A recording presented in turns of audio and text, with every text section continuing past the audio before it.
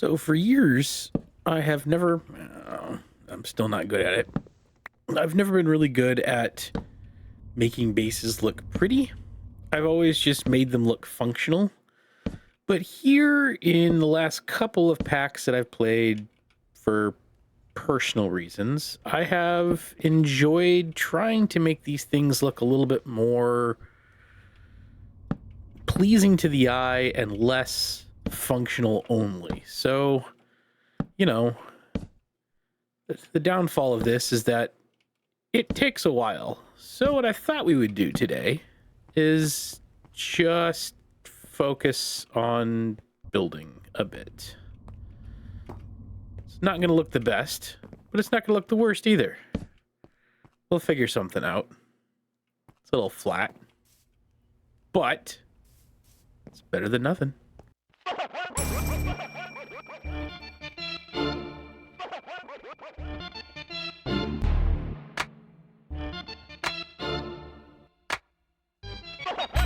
Hello, you beautiful people. OpenDarkwing here. And as you just heard, I am not the greatest at building, but we can do some things.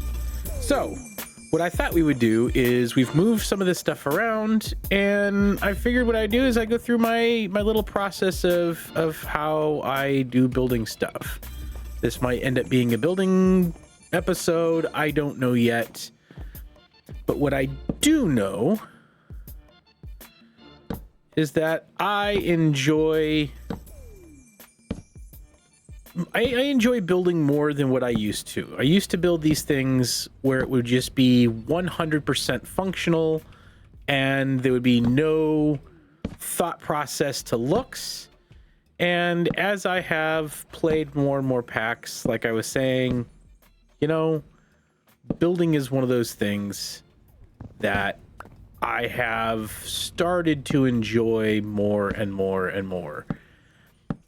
So, in that vein, I figured I would talk about how I go through my process of deciding how to build. What we've done here is we use the Philosopher's Stone to get ourselves some spruce, because I don't personally like building with oak as much. Dark oak is too dark sometimes.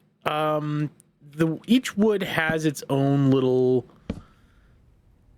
quirks and things that I like, and some of it that I don't like.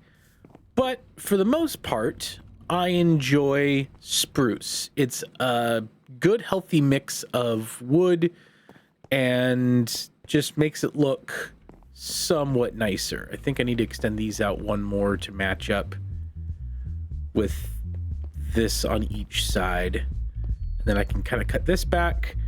But, you know, we've got something moving here.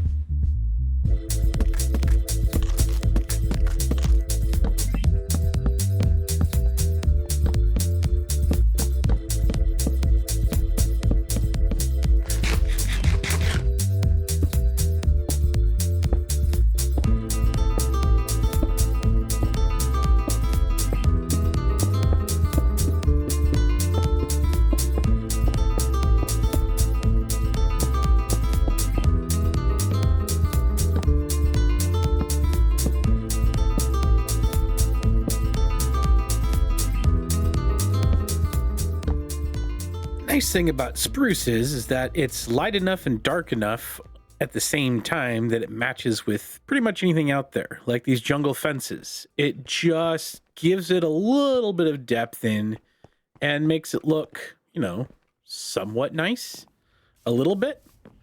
So what we have here now is we have a quarantined area off for the sequential fabricator. And I think what I want to do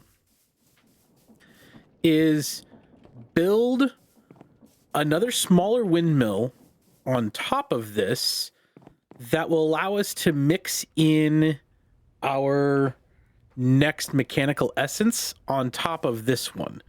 So what I think I might end up doing with this is I'm going to move a lot of the workstation stuff over here and use this to power up a bunch of other create stuff.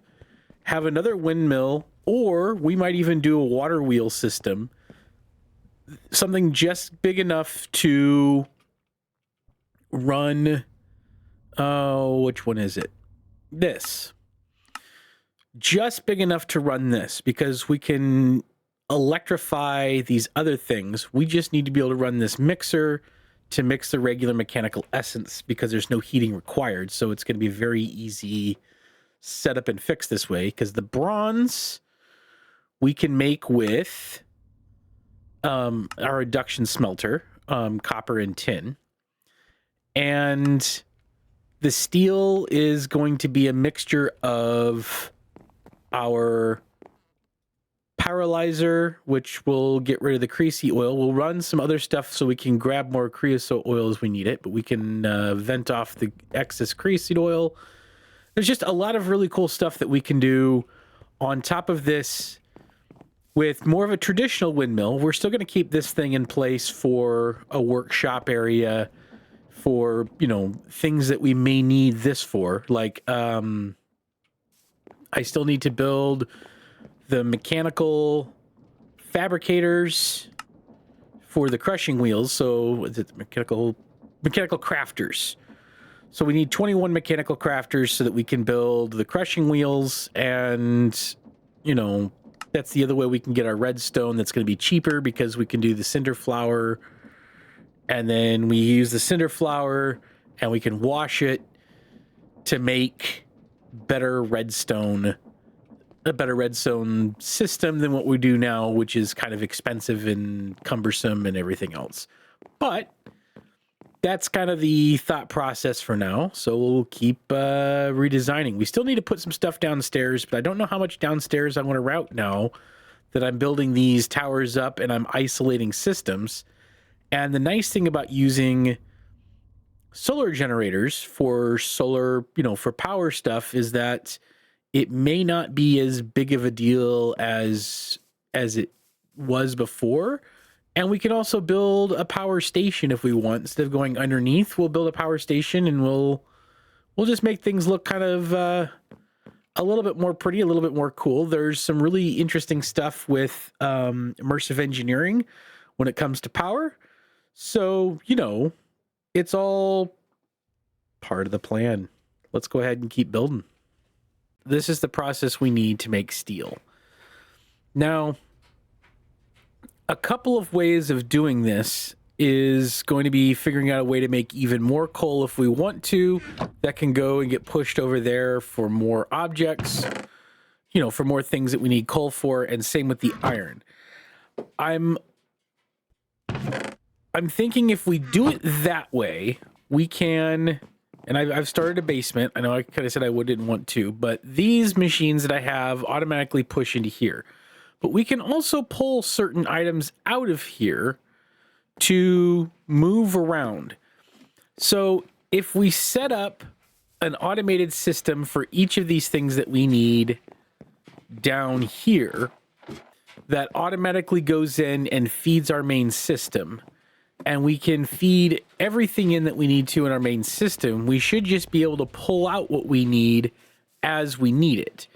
And that might actually free up some of the space in here as well, and make this process quite a bit slower, or quite a bit faster, because we don't need to run the redstone furnaces for everything all of the time, and everything just kind of gets pushed to where it needs to go. And I'm not 100% sure if this is going to be the best way to do it, but I think in the long term, having automated machines to start filling all of this stuff up and then making these things as needed would be a much better way of going.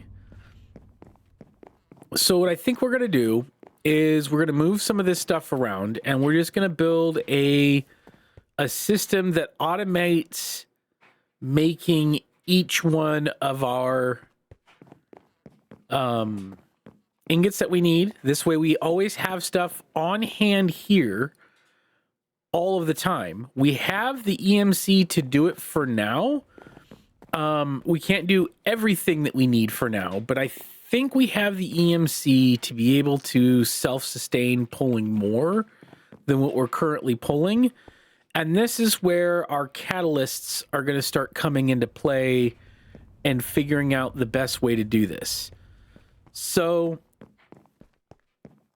it's going to be a little bit more than I thought, and I may break all of this down, and I may relocate some of this stuff again. I don't know. I haven't decided if I'm doing that yet, or if we're just going to scaffold and build across under here and just run transporters where we want them and logistics pipes. Until I can figure out, because I haven't used Mechanism's piping system in such a long time. Once I figure out the best way, if I can restrict certain items and certain uses, then it might be a little bit better. But until then, we're just going to have to figure this out. But I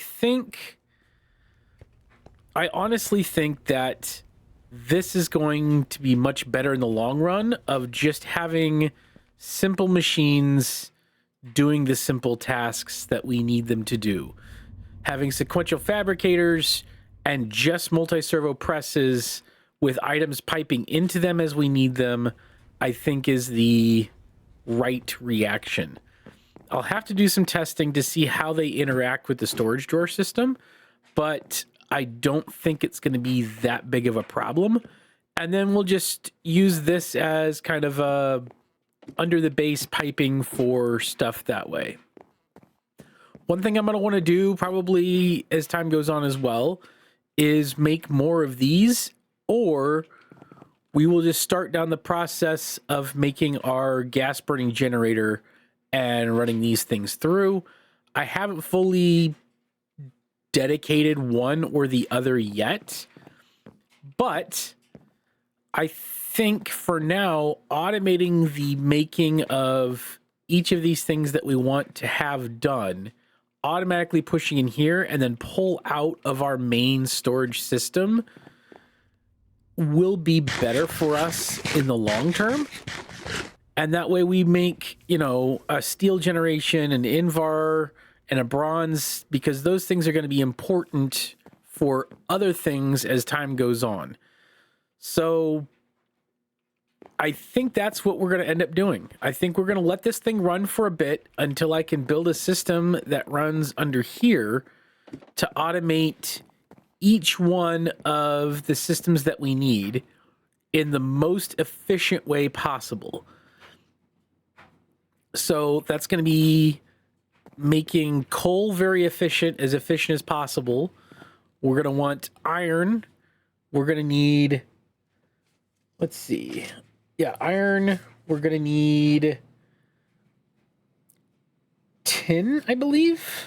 Tin is one of these, right? Well, I know at least nickel, iron, and coal for steel and Invar. And then what do we need exactly for bronze again? Bronze is, we could do, tin and copper make the bronze. So then I got to decide also, do we want to upgrade these mechanism systems for a better power, or do we want to keep doing the thermal? And I think eventually I'm going to want to start upgrading all of this stuff as much as I can to mechanism. So having an induction, just start replacing our stuff with mechanism. The infusers are good, but we could always upgrade the infuser to infusing factories, and then we can upgrade those up and up and up as we go. And we're making them into as much as possible what we can build with them. So I think we're going to start the process of switching things over to mechanism, and I'm just going to start filling each of these things up as we need them and just keep pumping into it and automating, pulling out what we need from this system. It's still going to be slow, but we do have quite a bit of EMC to play with. And as long as I keep this thing running until our automation systems are built, we're pumping in more EMC than we're pulling out by quite a bit.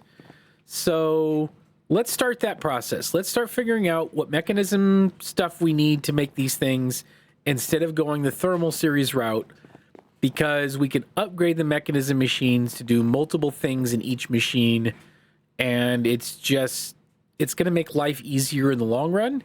And this is all about future proofing, because we have a lot of automation stuff that's coming up that we're going to need, especially once we get into advanced mechanism. It's going to get somewhat crazy because we're going to need, well, superheated, but the mixing is going to be something that's going to be important as time goes on.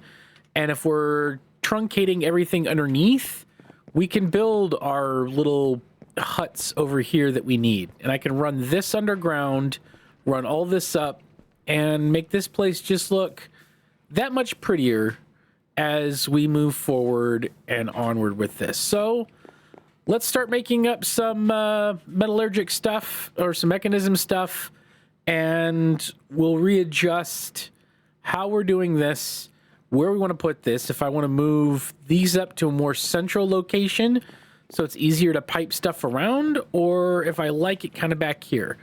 I kind of like it back here, but I haven't decided yet. But the output of each of these machines does drop directly into our system now. So as we toss stuff in, it automatically goes up and gets placed in here. If it doesn't have a place in here, it stays in the machine, and I haven't figured out how we want to overflow yet. We've already filled up this diamond chest, but a lot of this stuff could probably serve to live up somewhere else eventually. So let's get working on building some mechanism machines.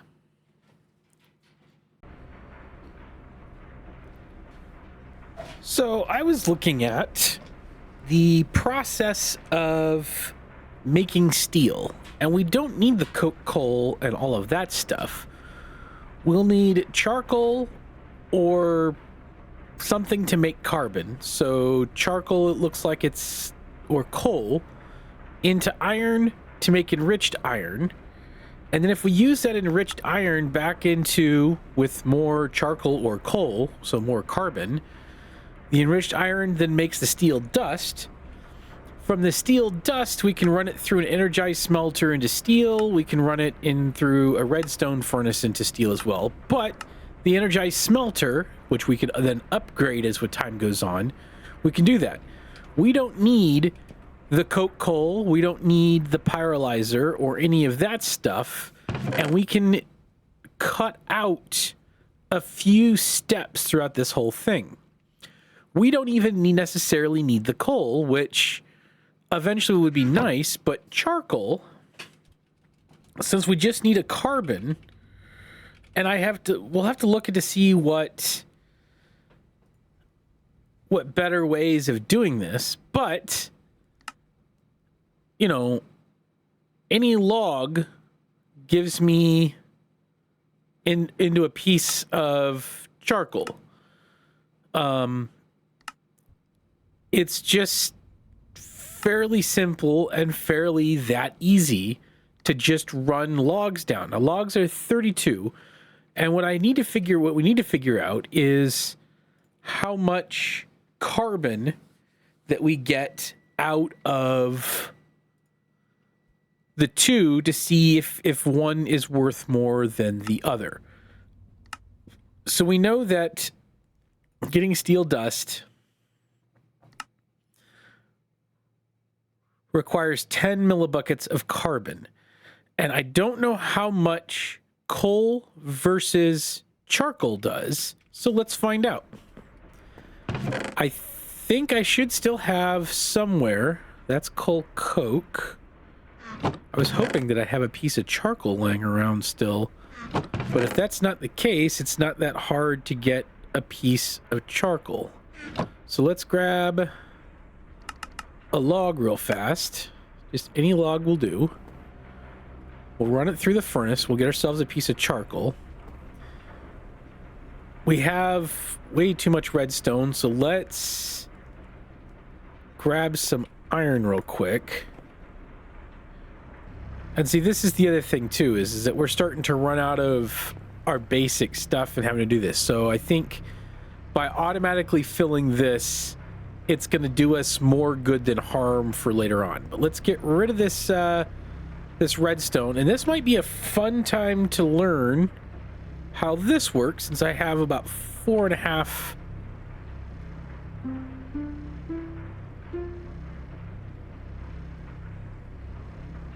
How does that work? Hang on, 16 times. Oh, damn.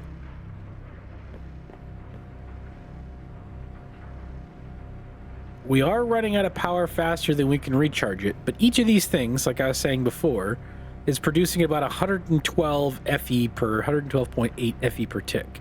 That's pretty good for what you get out of it.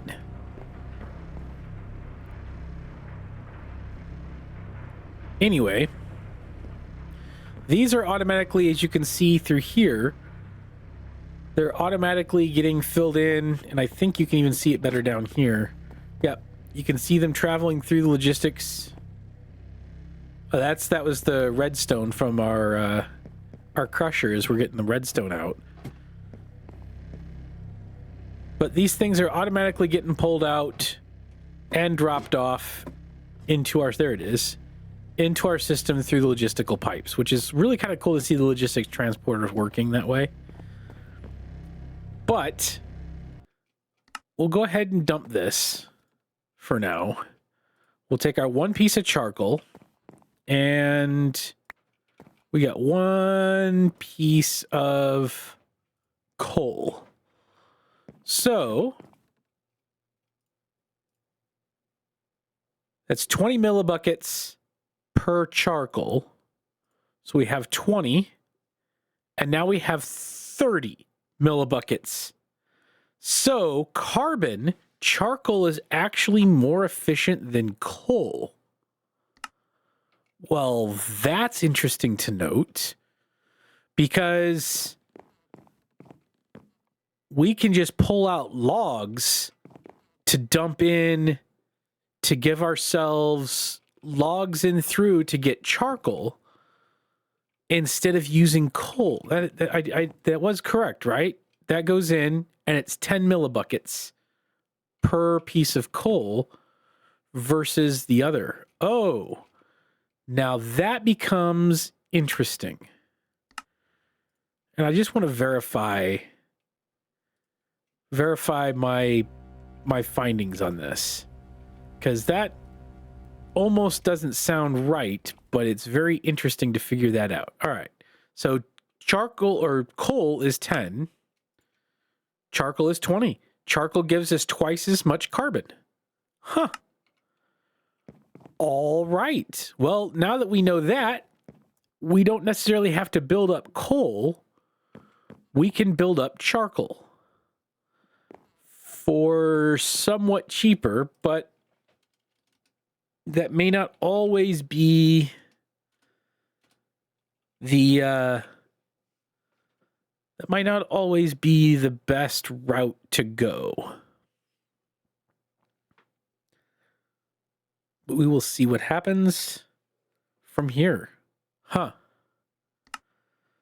Enrichment chambers gives us 2. The smelter gives us 1. 1, 2, and 1. So there is no way to gain. I mean, obviously we can run the catalysts because it is boostable by a whole bunch, which we won't be able to do. But we're not to the point where those boosts will come in handy. So we'll just set up a log and a charcoal making machine for our carbon. And we'll just run carbon in here, keep this filled with carbon, as we just run through iron twice through the carbon, and it should work out the way we want it to.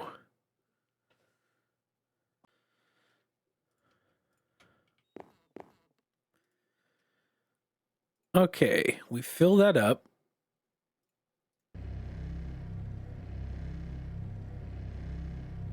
Using 20 FE a tick, which is not terrible for the base machine. That gives us enriched iron You feed that through again, and it should give us steel dust. And then you run the steel dust through, let's see here. You run the steel dust through energized smelter or a redstone furnace, and it gives you the steel ingot. That's 20 FRF per tick too. That gives steel ingot, which then gets pushed back into our system into our steel, which we're now up to 6 blocks plus 3. Huh. And that's 60. We put in 4 at 20 each, so 80. So each one of those was 10 millibuckets. So it costs 1 log to make 1 log and 1 iron to make 1 piece of steel versus having to pyrolyze and make the coal coke and then combine the two that way. That seems to be much quicker and more efficient way of doing things. So I think what we're going to end up doing is start building all of our mechanism machines that we need to develop and build this up.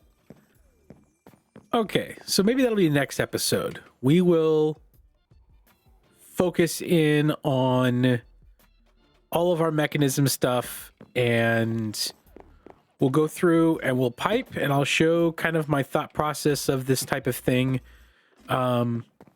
We did build a little housing unit for this whole thing, but eventually that's going to go away, and this will be a place where we just have the bare minimum of what we need coming through and piping through. I think this is the most effective way of doing this. I think it'll be nice. Especially if we're pre-making all of this, then this should be a little bit better with a lot less overhead, if you will. Being able to just suck in 4 of these real fast to build, 1 of these real fast to build, and 4 of these in to build would be awesome. We can get rid of some of these redundant machines, and it's not really necessary, but we'll have it. So, appreciate you guys all coming out. Thank you so much. I appreciate you guys watching, and we'll see you guys in the next video. Have a great day.